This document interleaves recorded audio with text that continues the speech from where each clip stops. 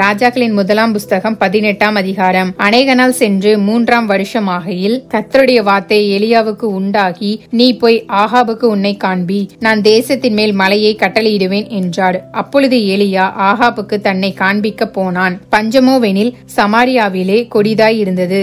ஆனபடியால் ஆகாப் அரண்மனை விசாரிப்புக்காரனாகிய ஒபதியாவை அழைப்பித்தான். ஒபதியா கர்த்தருக்கு மிகவும் பயந்து நடக்கிறவனாய் இருந்தான். எசபேல் கர்த்தரின் தீர்க்கதரிசிகளை சங்கரிக்கிற போது ஒபதியா 100 தீர்க்கதரிசிகளை சேர்த்து அவர்களை கெபிக்கு 50 பேராக ஒளித்து வைத்து அவர்களுக்கு அப்பமும் தண்ணீரும் கொடுத்து அவர்களை பராமரித்து வந்தான். ஆகாப் ஒபதியாவை பார்த்து, நீ தேசத்தில் இருக்கிற எல்லா நீரூற்றுகளிடத்திலும் எல்லா ஆறுகளிடத்திலும் போ, நாம் சகல மிருக ஜீவன்களையும் சாக கொடாமல் குதிரைகளையும் கோவேறு கழுதைகளையும் ஆவது உயிரோடே காப்பாற்றும்படிக்கு நமக்கு புல் அகப்படுமா என்று பார் என்றான். அப்படியே தேசத்தை சுற்றி பார்க்கும்படி அதை பகுத்து கொண்டு ஆகாப் ஒரு வழியாயும் ஒபதியா வேறொரு வழியாயும் போனார்கள். ஒபதியா வழியில் போகும்போது எலியா அவனுக்கு எதிர்பட்டான். அவன் இவனை இன்னான் என்று அறிந்து முகங்குப்புற விழுந்து, நீர் என் ஆண்டவனாகிய எலியா அல்லவா என்று கேட்டதற்கு அவன், நான் தான். நீ போய் இதோ எலியா வந்திருக்கிறான் என்று உன் ஆண்டவனுக்கு சொல் என்றான். அதற்கு அவன், ஆகாப் என்னை கொன்று போடும்படிக்கு நீர் உமது அடியானை அவன் கையில் ஒப்பு கொடுக்க நான் என்ன பாவம் செய்தேன்? உம்மை தேடும்படி என் ஆண்டவன் மனுஷரை அனுப்பாத ஜாதியும் ராஜ்யமும் இல்லை என்று உம்முடைய தேவனாகிய கர்த்தரின் ஜீவனை கொண்டு சொல்கிறேன். நீர் இல்லை என்று அவர்கள் சொன்ன போது அவன் அந்த ராஜ்யத்தையும் அந்த ஜாதியையும் உம்மை காணவில்லை என்று சத்தியம் வாங்கி கொண்டான்.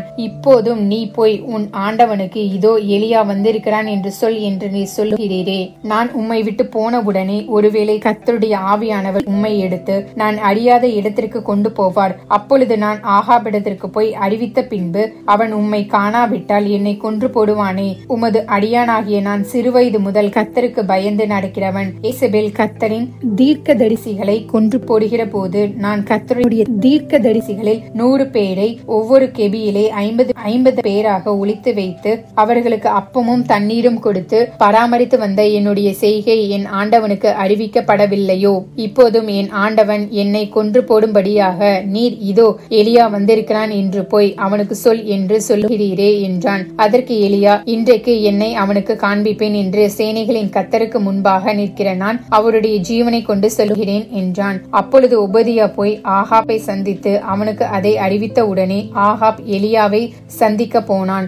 ஆகாப் எலியாவை கண்டபோது ஆகாப் அவனை நோக்கி, இஸ்ரவேலை கலங்க பண்ணுகிறவன் நீ அல்லவா என்றான். அதற்கு அவன், இஸ்ரவேலை கலங்க பண்ணுகிறவன் நான் அல்ல. கர்த்தரின் கட்டளைகளை விட்டு பாகால்களை பின்பற்றினதினால் நீரும் உம்முடைய தகப்பன் வீட்டாருமே இஸ்ரவேலை கலங்க பண்ணுகிறவர்கள். இப்போதும் கர்மேல் பர்வதத்திலே இஸ்ரவேல் அனைத்தையும் பாகாலின் தீர்க்கதரிசிகள் 450 பேரையும் இசபேலின் பந்தியிலே சாப்பிடுகிற தோப்பு விக்கிரகத்தின் தீர்க்கதரிசிகள் 400 பேரையும் என்னிடத்தில் கூட்டிக் கொண்டு வர ஆட்களை அனுப்பும் என்றான். அப்படியே ஆகாப் இஸ்ரவேல் புத்திரர் எல்லாரிடத்திலும் ஆட்களை அனுப்பி கர்மேல் பர்வதத்திலே அந்த தீர்க்கதரிசிகளை கூடி வரும்படி செய்தான். அப்பொழுது எலியா சகல ஜனத்தண்டைக்கும் வந்து, நீங்கள் எந்த மட்டும் 2 நினைவுகளால் குந்தி குந்தி நடப்பீர்கள்? கர்த்தர் தெய்வமானால் அவரை பின்பற்றுங்கள், பாகால் தெய்வமானால் அவனை பின்பற்றுங்கள் என்றான். ஜனங்கள் பிரதியுத்தரமாக அவனுக்கு ஒன்றும் சொல்லவில்லை. அப்பொழுது எலியா ஜனங்களை நோக்கி, கர்த்தரின் தீர்க்கதரிசிகளில் மீந்திருக்கிறவன் நான் ஒருவன், பாகாலின் தீர்க்கதரிசிகளோ 450 பேர். இப்போதும் 2 காளைகளை எங்களிடத்தில் கொண்டு வரட்டும். ஒரு காளையை அவர்கள் தெரிந்து கொண்டு அதை சந்து சந்தாக துண்டித்து நெருப்பு போடாமல் விறகுகளின் மேல் வைக்க கடவர்கள். நான் மற்ற காளையை அப்படியே செய்து நெருப்பு போடாமல் விறகுகளின் மேல் வைப்பேன். நீங்கள் உங்கள் தேவனுடைய நாமத்தை சொல்லி கூப்பிடுங்கள், நான் கர்த்தருடைய நாமத்தை சொல்லி கூப்பிடுவேன். அப்பொழுது அக்னியினால் உத்தரவு அருளும் தெய்வமே தெய்வம் என்றான். அதற்கு ஜனங்கள் எல்லாரும் இது நல்ல வார்த்தை என்றார்கள். அப்பொழுது எலியா பாகாலின் தீர்க்கதரிசிகளை நோக்கி, நீங்கள் அநேகரானதால் நீங்களே முந்தி ஒரு காளையை தெரிந்து கொண்டு அதை ஆயத்தம் பண்ணி நெருப்பு போடாமல் உங்கள் தேவனுடைய நாமத்தை சொல்லி கூப்பிடுங்கள் என்றான். தங்களுக்கு கொடுக்கப்பட்ட காளையை அவர்கள் வாங்கி அதை ஆயத்தம் பண்ணி, பாகாலே எங்களுக்கு உத்தரவு அருளும் என்று காலை தொடங்கி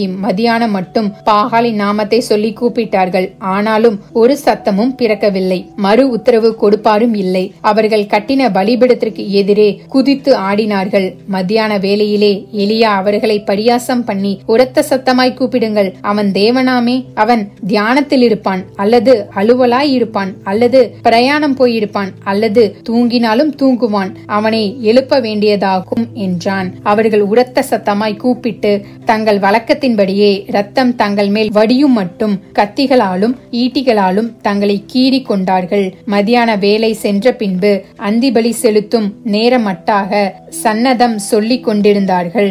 ஆனாலும் ஒரு சத்தமும் பிறக்கவில்லை. மறு உத்தரவு கொடுப்பாரும் இல்லை, கவனிப்பாரும் இல்லை. அப்பொழுது எலியா சகல ஜனங்களையும் நோக்கி, என் கிட்டே வாருங்கள் என்றான். சகல ஜனங்களும் அவன் கிட்டே வந்தபோது தகர்க்கப்பட்ட கர்த்தருடைய பலிபீடத்தை அவன் செப்பனிட்டு, உனக்கு இஸ்ரவேல் என்னும் பேர் இருப்பதாக என்று சொல்லி, கர்த்தருடைய வார்த்தையை பெற்ற யாக்கோபுடைய குமாரரால் உண்டான கோத்திரங்களுடைய இலக்கத்தின்படியே 12 கற்களை எடுத்து அந்த கற்களாலே கர்த்தருடைய நாமத்திற்கென்று ஒரு பலிபீடத்தை கட்டி, பலிபீடத்தை சுற்றிலும் தானியம் அளக்கிற 2 படி விதை விதைக்கத்தக்க இடமான ஒரு வாய்க்காலை உண்டாக்கி, விறகுகளை அடுக்கி ஒரு காளையை சந்து சந்தாக துண்டித்து விறகுகளின் மேல் வைத்தான். பிற்பாடு அவன், நீங்கள் 4 குடம் தண்ணீர் கொண்டு வந்து சர்வாங்க தகன பலியின் மேலும் விறகுகளின் மேலும் ஊற்றுங்கள் என்றான். பின்பு 2ஆம் தரமும் அப்படியே ஊற்றுங்கள் என்றான். 2ஆம் தரமும் ஊற்றினார்கள். அதற்கு பின்பு 3ஆம் தரமும் அப்படியே ஊற்றுங்கள் என்றான். 3ஆம் தரமும் ஊற்றினார்கள். அப்பொழுது தண்ணீர் பலிபீடத்தை சுற்றிலும் ஓடினது. வாய்க்காலையும் தண்ணீரால் நிரப்பினான். அந்திபலி செலுத்தும் நேரத்திலே தீர்க்கதரிசியாகிய எலியா வந்து, ஆபிரகாமுக்கும் ஈசாக்குக்கும் யாக்கோபுக்கும் தேவனாகிய கர்த்தாவே, இஸ்ரவேலிலே நீர் தேவன் என்றும் நான் உம்முடைய ஊழியக்காரன் என்றும் நான் இந்த காரியங்களை எல்லாம் உம்முடைய வார்த்தையின்படி செய்தேன் என்றும் இன்றைக்கு விளங்க பண்ணும். கர்த்தாவே, நீர் தேவனாகிய கர்த்தர் என்றும் தேவரீர் தங்கள் இருதயத்தை மறுபடியும் திருப்பினீர் என்றும் இந்த ஜனங்கள் அறியும்படிக்கு என்னை கேட்டருளும், என்னை கேட்டருளும் என்றான். அப்பொழுது கர்த்தரிடத்தில் இருந்து அக்கினி இறங்கி அந்த சர்வாங்க தகன பலியையும் விறகுகளையும் கற்களையும் மண்ணையும் பட்சித்து வாய்க்காலில் இருந்த தண்ணீரையும் நக்கி போட்டது.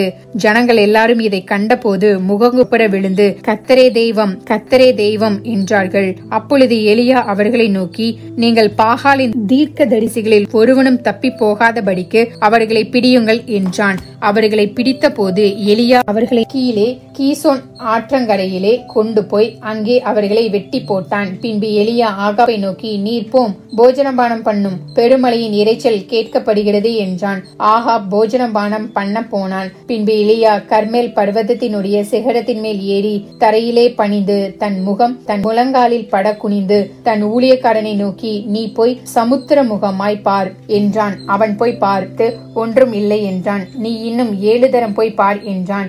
7ஆம் தரம் இவன், இதோ சமுத்திரத்திலிருந்து ஒரு மனுஷனுடைய உள்ளங்கை அத்தனை சிறிய மேகம் எழும்புகிறது என்றான். அப்பொழுது அவன், நீ போய் ஆகாபை நோக்கி, மழை உம்மை தடை செய்யாதபடிக்கு ரதத்தை பூட்டி போய்விடும் என்று சொல் என்றான். அதற்குள்ளாக வானம் மேகங்களினாலும் காற்றினாலும் கருத்து பெருமழை உண்டாயிற்று. ஆகாப் ரதத்தில் ஏறி இஸ்ரவேலுக்கு போனான். கர்த்தருடைய கை எலியாவின் மேல் இருந்ததினால் அவன் தன் அறையை கட்டிக்கொண்டு இஸ்ரவேலுக்கு வருமட்டாக ஆகாபுக்கு முன் ஓடினான் என்பதே.